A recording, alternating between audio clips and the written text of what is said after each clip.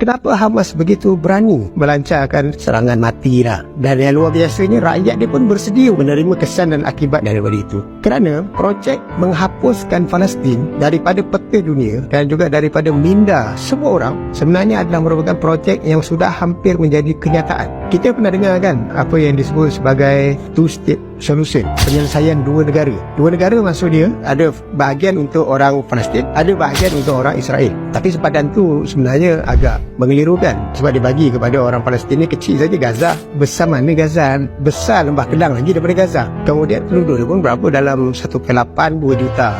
Gitu ni, dia tak boleh lebih daripada itu sebab di kawasan kecil. Kemudian Tebing Barat pun kecil juga. Yang baki itu semua dapat pada Israel secara rasmi. Tetapi di masa yang sama, tuan-tuan pun mungkin pernah dengar apa yang disebut sebagai Deal of Century, Safaqatul Qurun, iaitu perjanjian abad ini. Apa itu perjanjian abad ini? Iaitu abad ini pula adalah merupakan satu projek baru pula yang Israel buat, di mana Israel dia mensasarkan semenanjung Gaza dikosongkan dan penduduk di Gaza kesemuanya dipindahkan ke Sinai. Dan bahkan sebenarnya Israel telah berbincang dengan Mesir dan Mesir bersetuju. Dan Mesir sudah pun mendapatkan dana daripada Korea, China dan beberapa negara lain untuk membangunkan infrastruktur di Sinai. Jadi ini dah berlaku dah pun. Tapi orang Gaza dia tak nak pindah. Dan projek itu dah berlaku. Dan dalam projek itu juga adalah 61% daripada Tebing Barat akan diambil oleh Israel. Jadi maknanya apa yang tinggal untuk orang Palestin? Lagi sikit.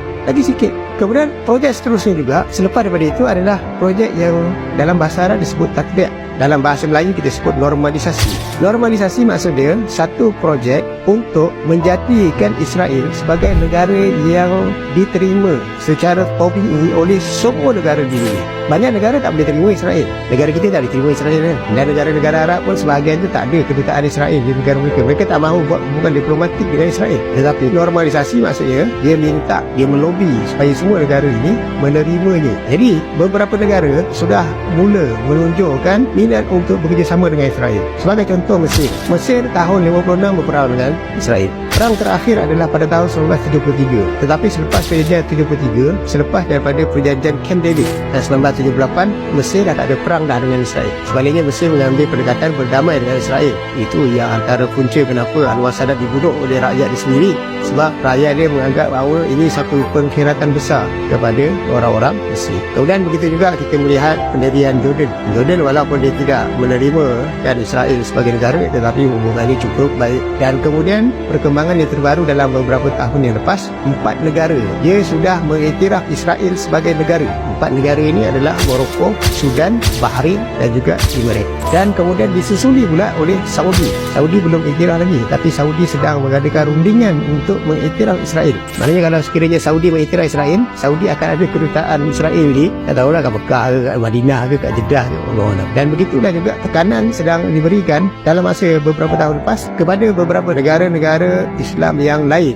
Di antaranya adalah Pakistan, Indonesia dan Malaysia. Juga dia akan menjurus ke arah itu. Jadi kalau sekiranya projek normalisasi ini berlaku, maknanya akan makin banyak negara-negara Islam yang menerima Israel secara rasmi dan ada hubungan diplomatik. Kita pun ada duta dekat Israel nanti. Tapi itu belum berlaku lagi. Tapi hampir. Sebab 4 negara besar ni sudah menerima Saudi dalam rundingan dan seterusnya lah. Dan satu juga perkembangan yang baru juga di sini adalah Israel dia cuba dan hampir-hampir menjadi kenyataan bahawa dia akan menjadi salah satu daripada negara dalam Liga Arab.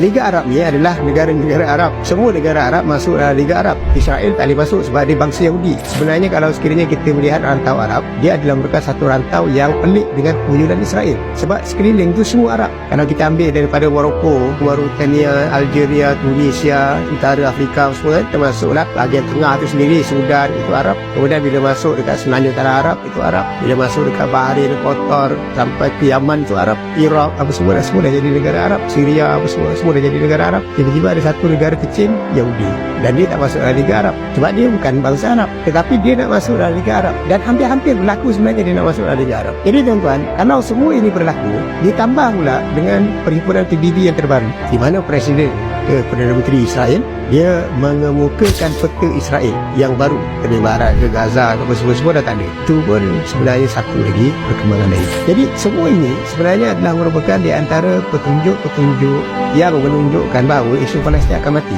Maknanya Palestin itu akan hilang terus daripada peta dan akan dilupakan. Jadi semua orang akan menerima Israel sebagai Israel lah. Macam kita lah, kita menerima Thailand sebagai negeri orang Siam. Sedangkan Thailand dulu adalah Langkasuka, adalah kerajaan-kerajaan Melayu, kerajaan Singgora, raja-rajanya adalah raja-raja Melayu. Tapi dengan perubahan zaman, akhirnya kita menganggap bahawa itu adalah merupakan bangsa Siam, bangsa dia. Jadi nanti akan berlaku proses normalisasi. Hilanglah Palestin. Jadi Hamas mengambil satu pertimbangan yang besar untuk menjadikan isu ini tak mati.